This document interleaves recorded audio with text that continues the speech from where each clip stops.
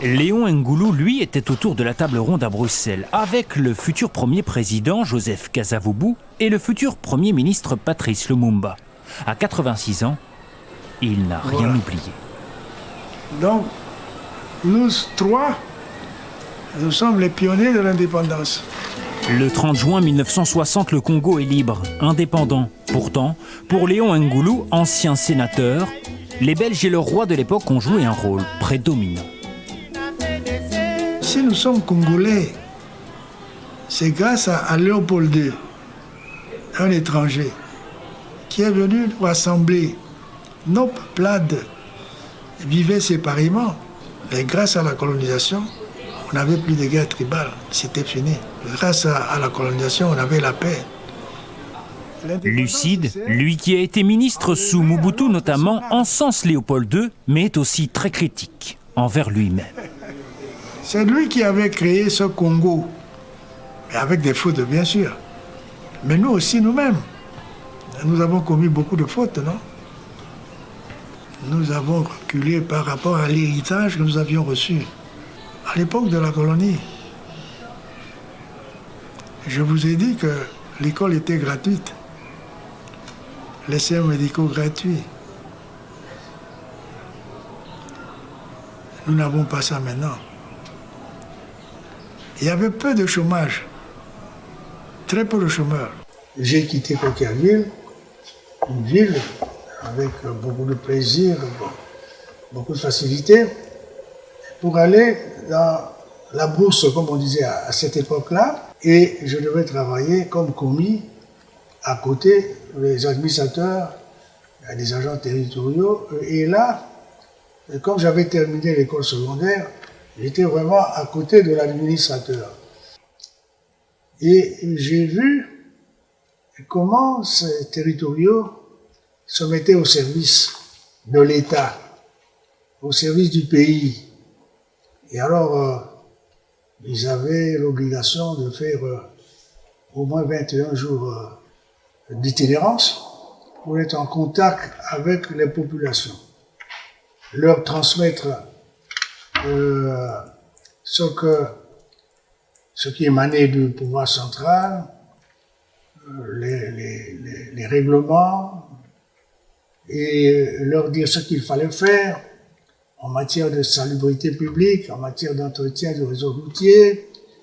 Et alors il y a eu donc aussi un travail d'éducation de la population.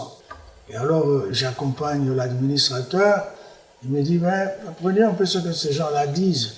Alors, je note pour l'administrateur. J'assiste aussi au conseil des notables à cette époque-là.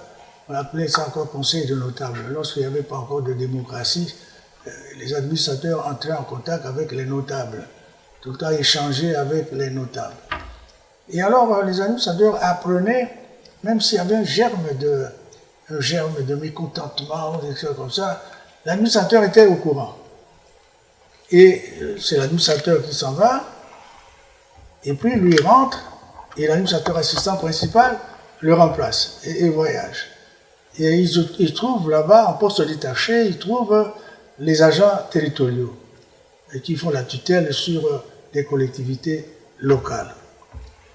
Alors, j'ai été conditionné à partir de là, à côté de ces gens qui travaillaient vraiment pour l'intérêt général et qui se mettaient au service de la population, parce que les territoriaux étaient au service de la population et aussi devaient protéger les entreprises économiques.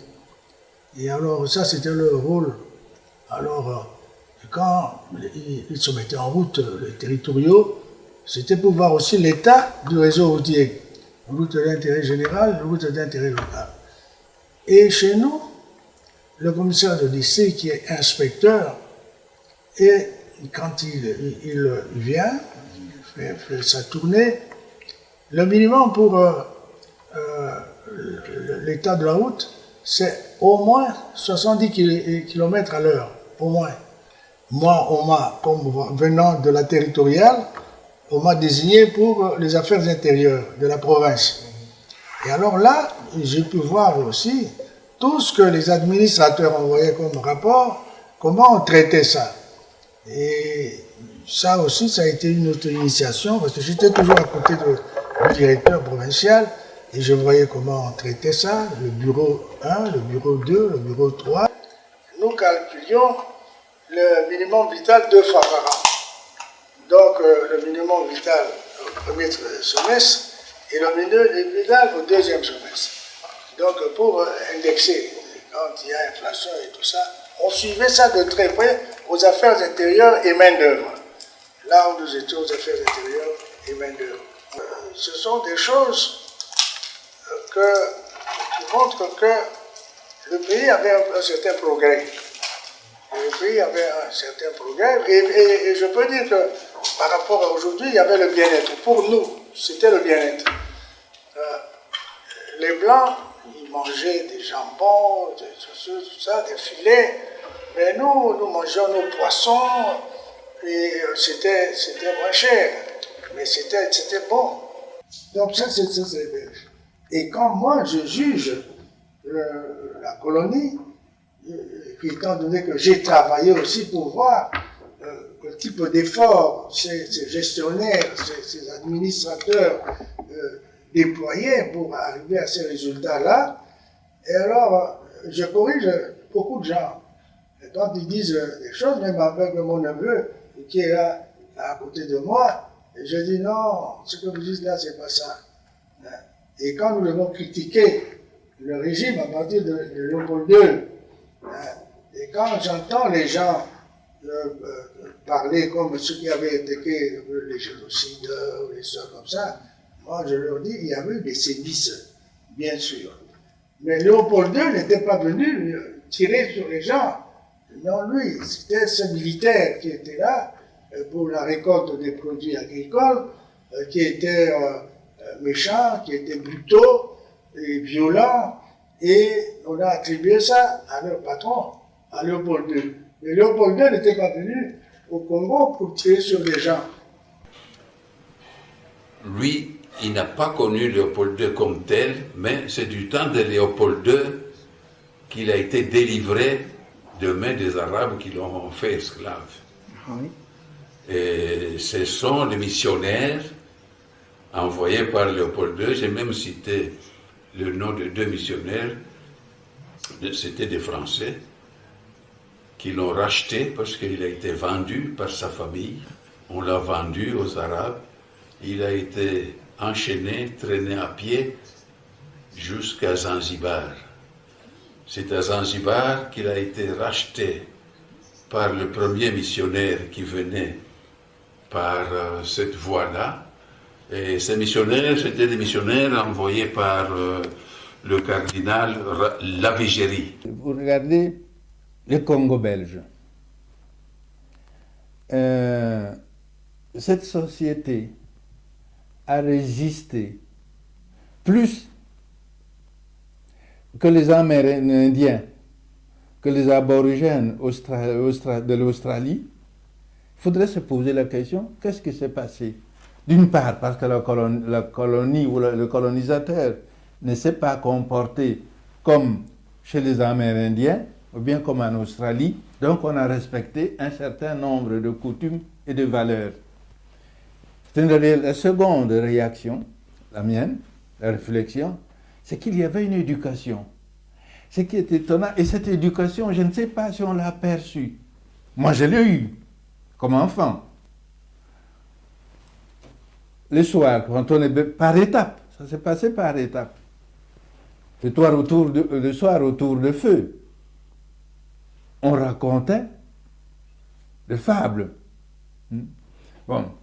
Des histoires pour marquer la mémoire des enfants.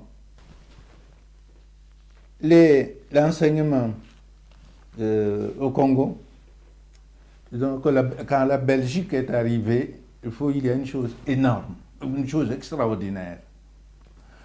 Le rôle de la Belgique, c'est d'avoir ouvert au peuple jusque-là au fond, en dehors de tout le courant mondial, et la colonisation a eu comme mérite d'ouvrir un peuple jusque-là à l'écart à la dimension internationale et mondiale. Ça, on ne l'oublie pas.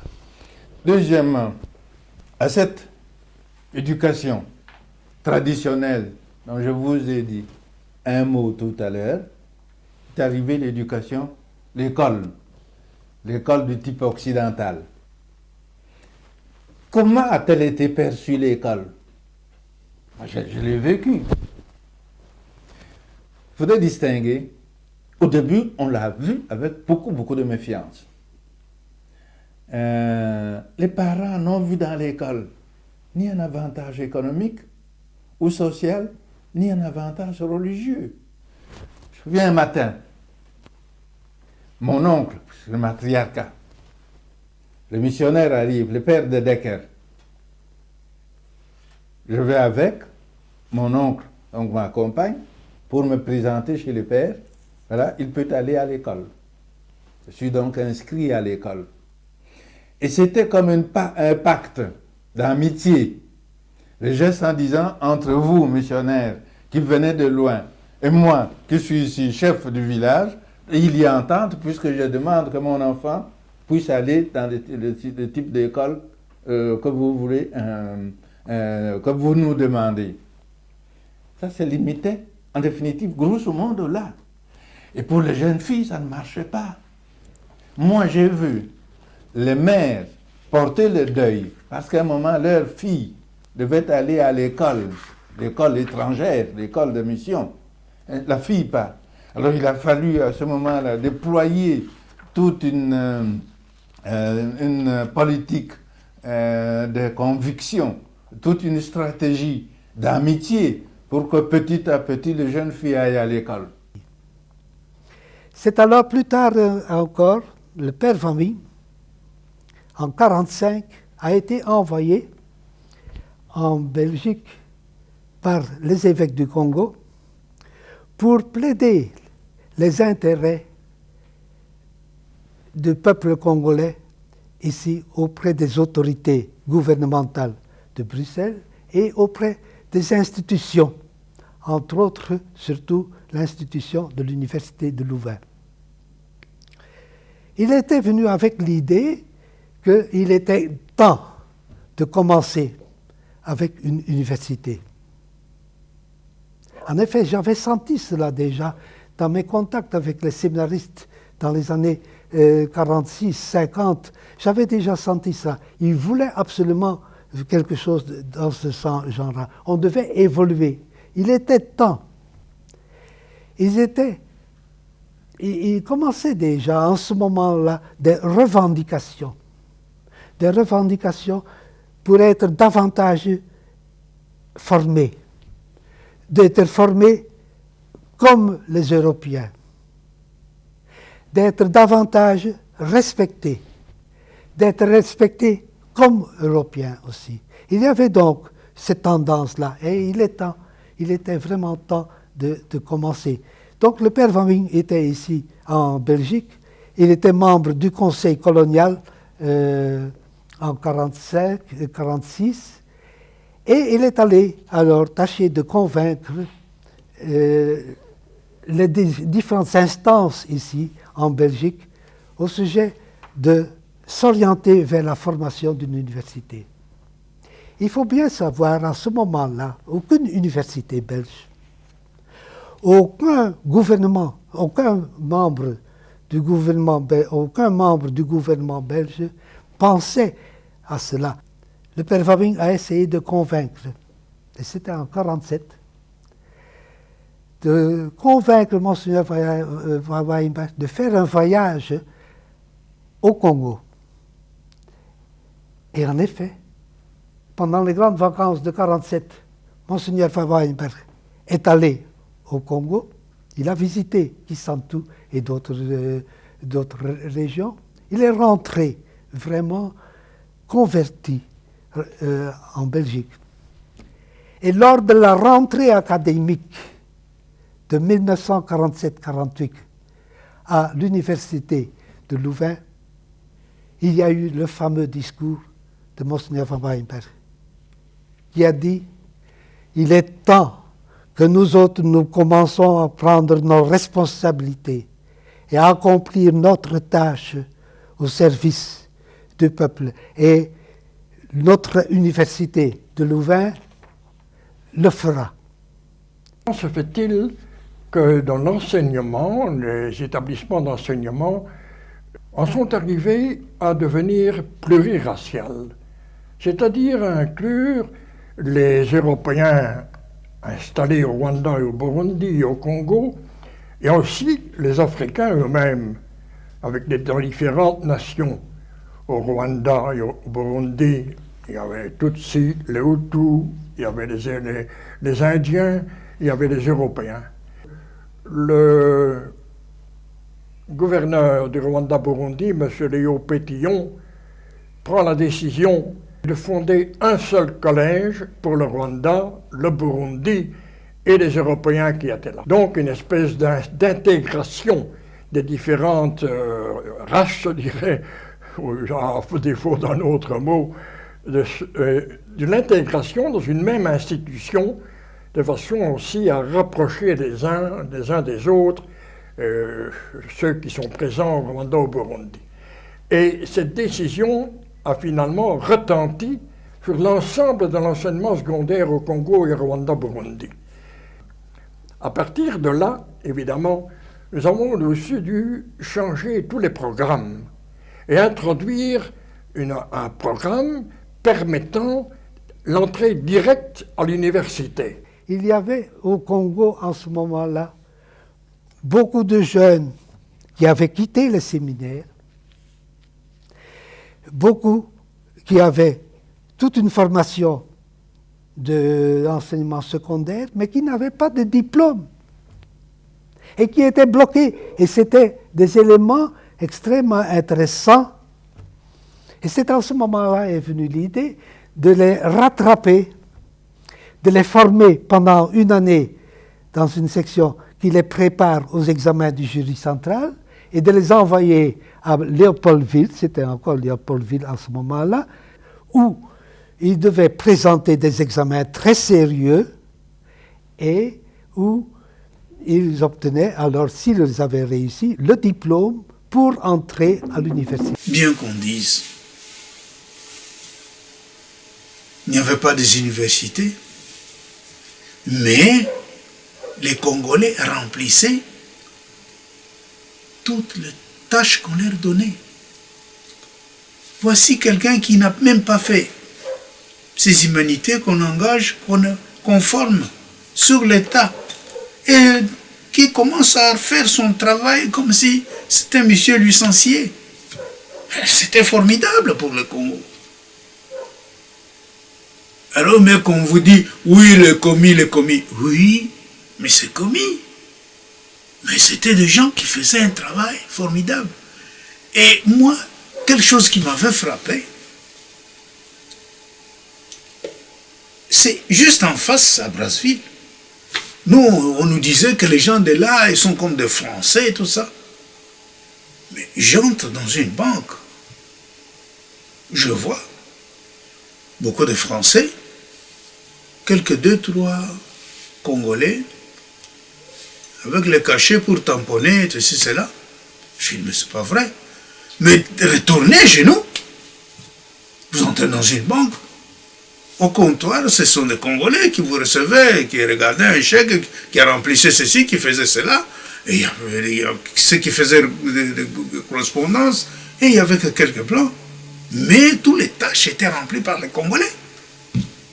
Incroyable. La même chose, je l'ai vu, je vais en Rhodésie.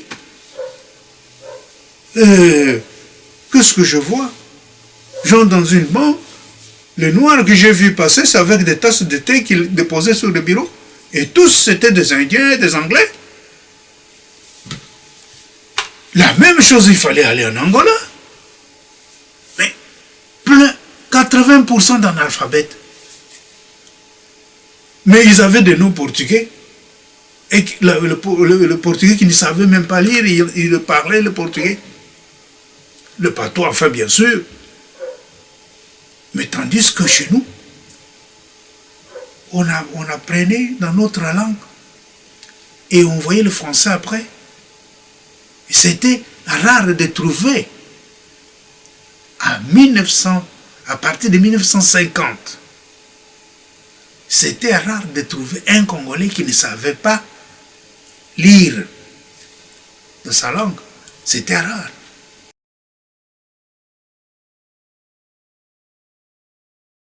On allait de village en village et à la fin de chaque mois, on revenait au poste. Mon poste était Bingui, mais j'avais une maison à Bingui. Et je revenais tous les fins de mois à Bingui pour faire mes rapports. Mais on était 27 jours en brousse donc. Hein. On allait de village en village avec toute une équipe. Un agent sanitaire avait des infirmiers, des aides infirmiers avec lui, qui donnaient des injections, soignaient les gens après les recensements médicaux. Chaque territoire avait un médecin de l'État, avec au moins un ou deux agents sanitaires suivant la population, qui avait beaucoup de gens, de population ou peu. C'était pour rien, ils ne devaient pas payer. Hein. Et un indigène devait faire au plus 5-6 kilomètres pour arriver dans un dispensaire. Et là, ils avaient tous les soins possibles pour la malaria, les verminoses, enfin, les maladies courantes, l'hémorragie et tout ça. L'INEAC prenait bien soin de son personnel indigène. On appelait à l'époque les personnels indigènes. Et en même temps, l'INEAC gérait aussi le bien-être du point de vue santé des populations rurales. Autour, par exemple, de Yangambi, je me souviens, dans ma jeunesse, qu'il y avait des dispensaires dans les villages Turumbu, dans les villages Lokele et dans les villages même Topoké, qui étaient supervisés par le médecin central de l'INEAC, le docteur Destemé à l'époque, que je connais bien, puisque bon, c'est lui qui m'a fait venir au monde. Tout le monde à Yangambi le connaît.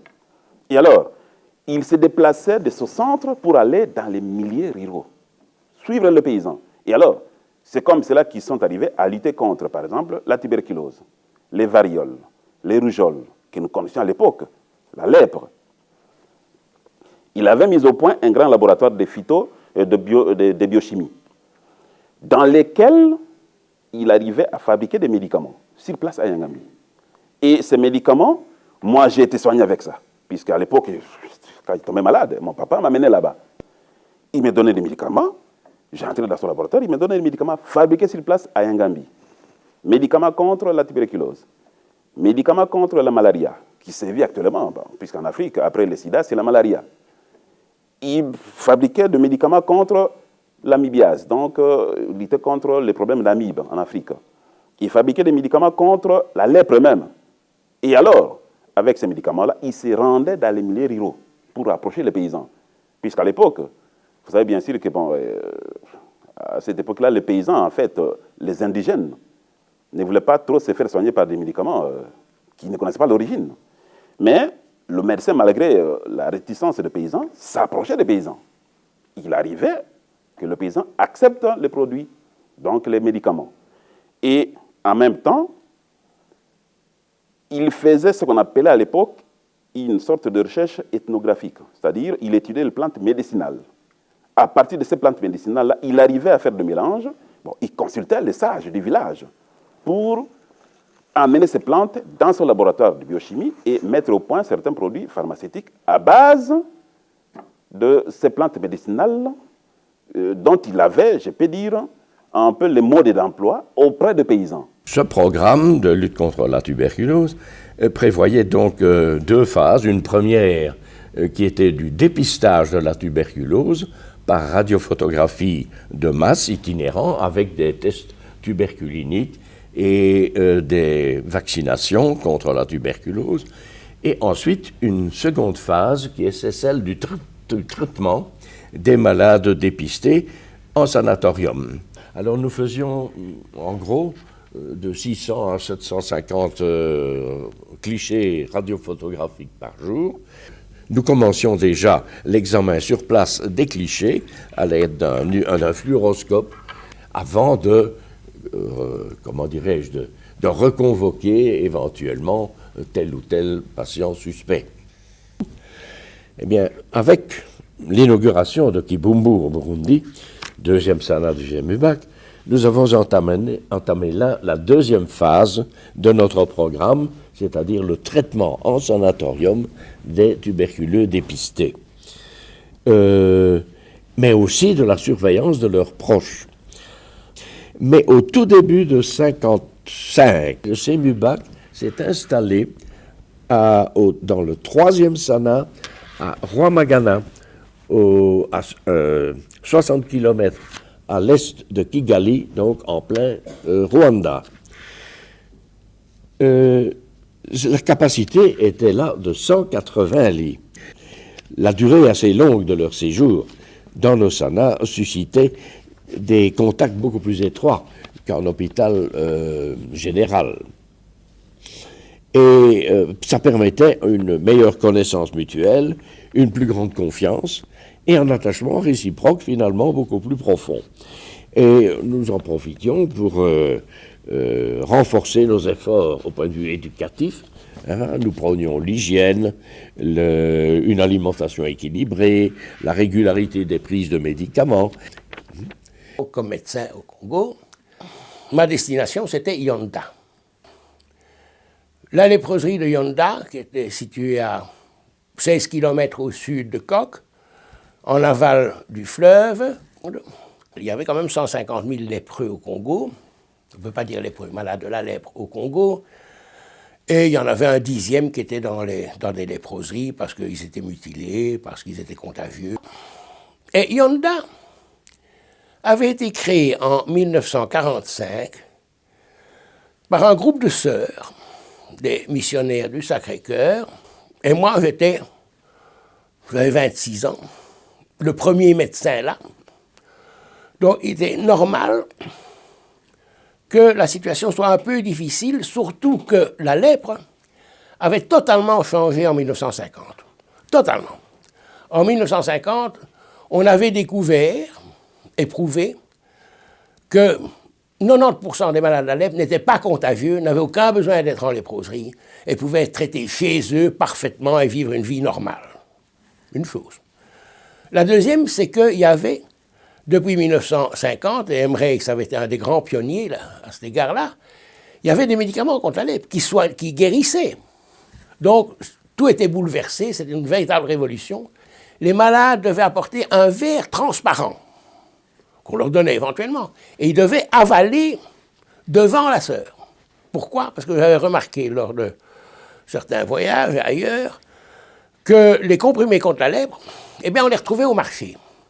Il y avait les comprimés vierges que des malades avaient réussi à faire parder avec je ne sais pas quelle complicité dans une boîte de comprimés. Et puis, il y avait des malades de seconde main qui avaient été mis en bouche et puis recrachés et qu'on vendait seconde main pour traiter les maladies vénériennes et toutes sortes d'affaires. Donc, ils devaient déglutir devant la sœur. Et j'ai calculé que la sœur Félicita, pendant les 40 ans qu'elle est restée là, eh bien, elle a dû distribuer quelque chose comme près de 10 millions de comprimés. Ce qui veut dire que ces sœurs, c'était d'une abnégation absolument extraordinaire, passer leur vie tous leurs après-midi à ça, c'était extraordinaire. Mon retour, après un congé prolongé à cause des événements de l'indépendance, mon retour s'est fait à la demande des autorités congolaises, avec quelques médecins volontaires pour retourner. Moi, je suis retourné et dès mon retour à Coquilhateville, je suis allé à Bassankossou pour récupérer nos bagages, ma voiture et voir comment ça allait. J'ai été reçu comme un pacha. Vraiment, ça m'a fort touché. L'infirmier qui avait pris la direction de l'hôpital était celui qui m'aidait pour les opérations, donc c'était l'infirmier le plus âgé, le plus important. L'hôpital était toujours impeccable. Mon bureau, c'était comme si j'avais quitté la veille. Il avait repris toutes mes façons de faire et même je remarquais l'une ou l'autre petite manie. Enfin, pas grave, hein, mais petite.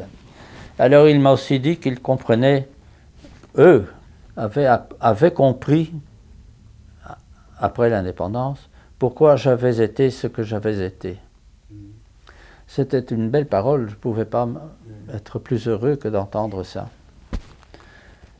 Et je peux donc dire que j'ai fier d'avoir appartenu à l'administration belge d'Afrique, heureux d'avoir connu ces années exaltantes. Mais le Congo belge, moi que j'avais déjà fait 5 ans d'Afrique, ça m'a profondément touché parce que à ce moment-là, je n'ai jamais vu un bien-être généralisé comme il y avait dans ces pays-là. Quelle organisation administrative, quelle protection qu'il y avait à faire pour les autochtones, c'était quelque chose d'extraordinaire. Voilà, je les payais bien, enfin, j'avais institué un bon prime à la fin du mois. Et je dois dire qu'il y avait pas mal de gens, à ce moment-là, ils avaient un carnet d'épargne. C'était extraordinaire quand ils voulaient acheter un vélo comme ça, ou même une voiture, enfin, d'occasion, enfin, ils pouvaient le faire. Enfin. Donc il y avait ils décrochaient même les financements quand ils travaillaient chez quelqu'un, depuis quelques temps, enfin, qu'on pouvait. Les institutions financières, enfin, ils accordaient des financements. Moi, je n'ai jamais vu ça, enfin, en Est-Afrique, jamais. Pour leur logement aussi, ils pouvaient... Ah, pour les logements aussi. Ils voulaient acheter une petite maison, se faire une petite maison, et ils avaient accès au crédit. C'était une chose extraordinaire, enfin, moi, je n'ai jamais vu en Afrique, enfin, quelque chose comme ça. Je suis rentré après une semaine, et qu'est-ce que j'ai découvert? Que mon planton que j'avais au bureau, il s'était marqué 4 heures de supplémentaire, enfin, ça pourrait valoir, enfin, 4 heures, enfin, 4 sous, enfin, ça n'était certainement pas en grande valeur. Mais j'étais choqué parce que Yuma, c'était quelqu'un qu'ils avaient toujours protégé et ainsi de suite. Et le matin, en faisant l'appel des travailleurs, qu'on avait 200 travailleurs qui partaient enfin, travailler sur la piste, qui partaient travailler dans la carrière pour faire les concassés, enfin, donc ça. Morale de l'histoire, j'ai porté à la connaissance enfin, de tout le personnel de celle que Yuma m'avait fait. Elle n'a profité, enfin, vous savez comme je suis gentil avec vous tous, et surtout avec Yuma. Il a essayé de me voler 4 heures de supplémentaire. Vous vous rendez compte, vraiment, qu'est-ce que je dois faire? Hein? Les porter à la police? Hein? Vraiment, il mériterait 4 coups dans les fesses. Enfin, oui! Il y avait plus de 200 types à faire applaudir. Enfin, oui, ça. Et alors, il y a un Muguenia qui arrive chez moi. Il me dit, donne-moi la ceinture. Et moi, je donne la ceinture, et il arrive là, tout près de Yuma, allez, descends ta culotte. Enfin, et puis, il l'a couché par terre, combien tu en veux? 4. Il dit, Yuma. Alors, il a fait la tour de la victime, et puis, avec ma ceinture, tac, sur les fesses, enfin, derrière. Et puis, il y avait 200 types à applaudir, à rigoler comme des fous. Bon, morale de l'histoire, fini ce spectacle, tout le monde va travailler. 2 jours après, je suis appelé au commissariat de police, à Kisangani, à Stanleyville. Il y avait un commissaire là, enfin, assez brusque. Il voulait m'expulser, parce que moi, j'avais donné la ceinture, ainsi de suite. Et je lui dis, mais monsieur le commissaire, c'était de la rigolade, enfin, ça n'était pas une chose sérieuse. Enfin, oui, mais vous avez donné la ceinture. Je vais vous proposer pour l'expulsion. Moi, j'étais heureux au Congo, parce qu'il y avait un bien-être généralisé que se faisait plaisir vivre dans cette ambiance. Et alors, j'ai dit, le matin, quand ils sont là, qu'on fait l'appel au personnel, j'ai dit, voilà, j'ai l'impression que l'administration belge est en train de me faire expulser parce que j'ai donné la ceinture. Heureusement, il y a une commission d'une vingtaine de travailleurs qui sont partis au commissariat.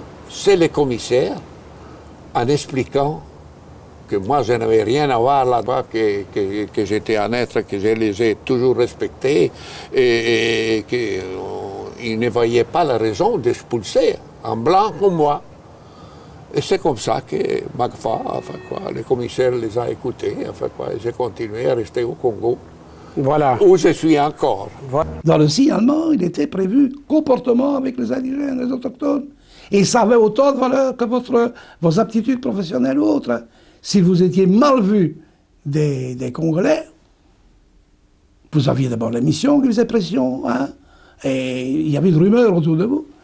Si vous oubliez de payer la poule ou les œufs que le chef vous avait apportés, on le savait, hein, le tam-tam. Et tu rentres au port, tu dis, tiens, tu ne payes pas ta poule, toi. Tu ne payes pas tes œufs. C'était presque un blâme. Quand vous étiez malade, que vous aviez une malaria en brousse, est-ce qu'on peut oublier ça? Que là, votre cuistot, comme une mère, vous soignait. Vous étiez en train de trembler sous votre malaria, et lui, il montait la garde à l'extérieur pour empêcher, non. Parce que les gens venaient vous voir pour n'importe quoi. Qu'ils empêchaient, hein. C'est ça, ce sont les souvenirs.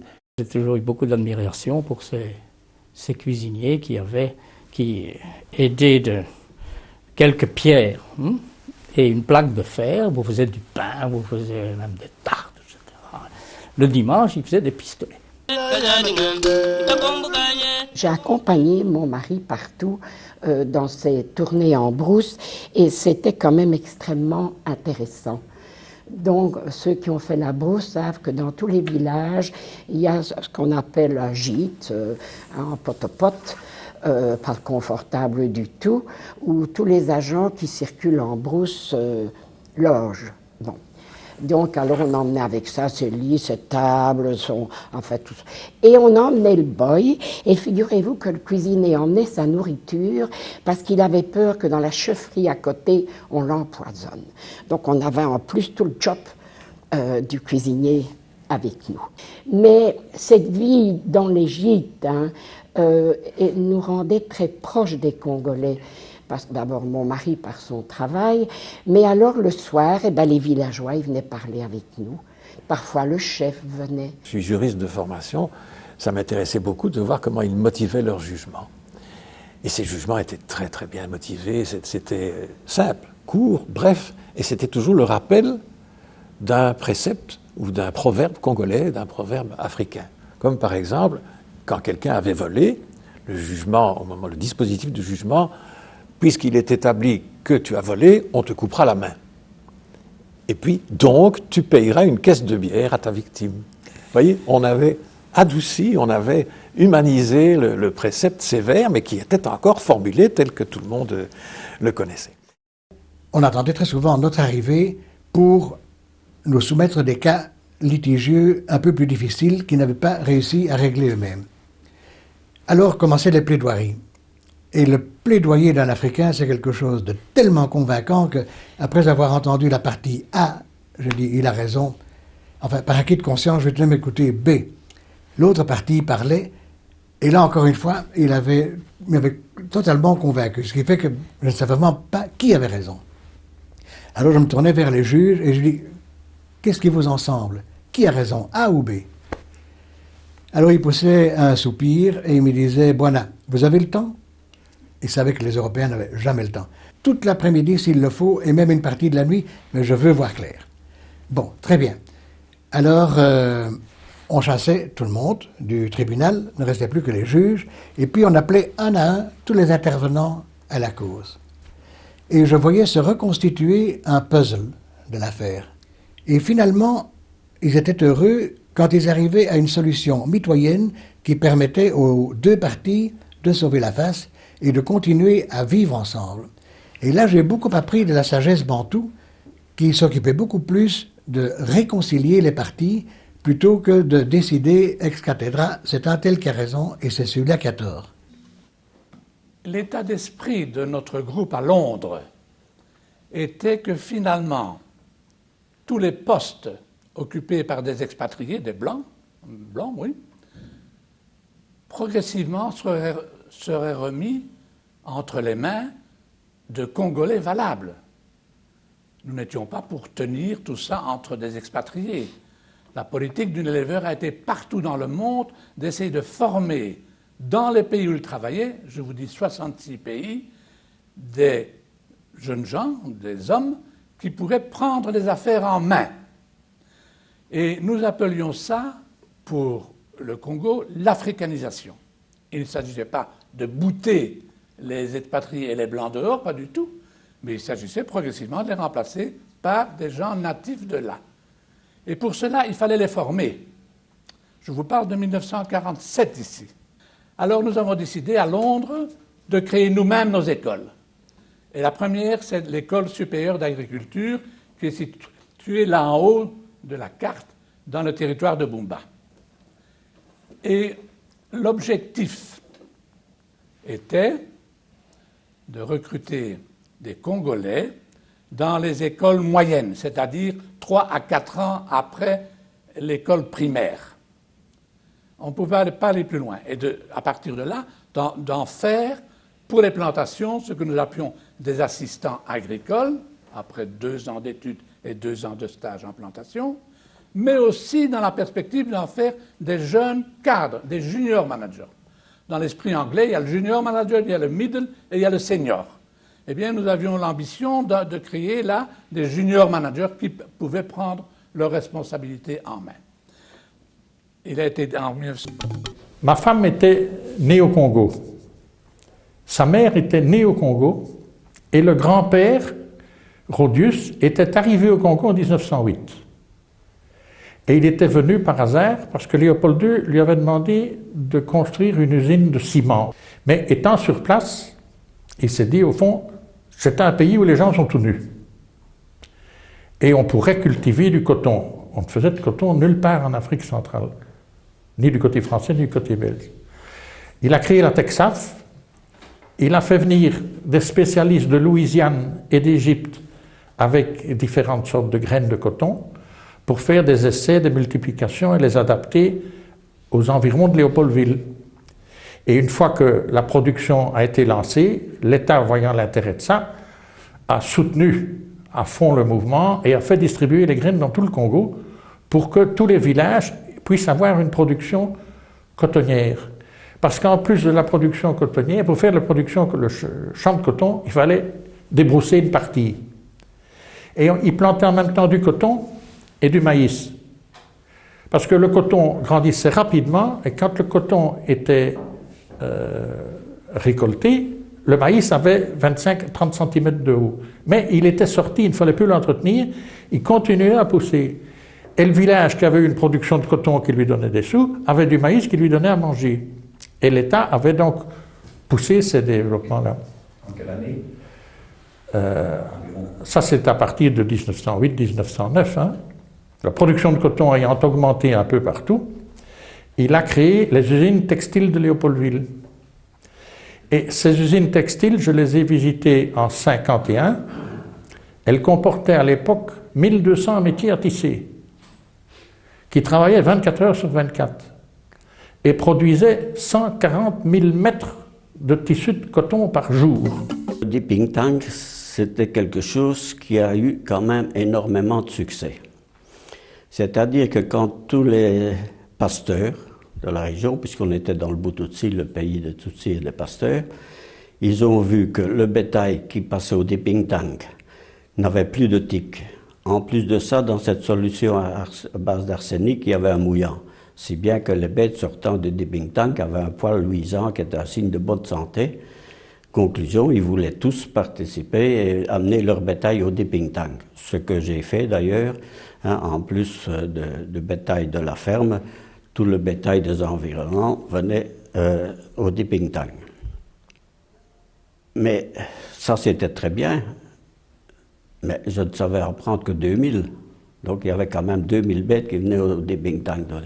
Mais les autres pasteurs qui habitaient plus loin, ils voulaient aussi leur dipping tank. Alors, le budget du service vétérinaire était minime.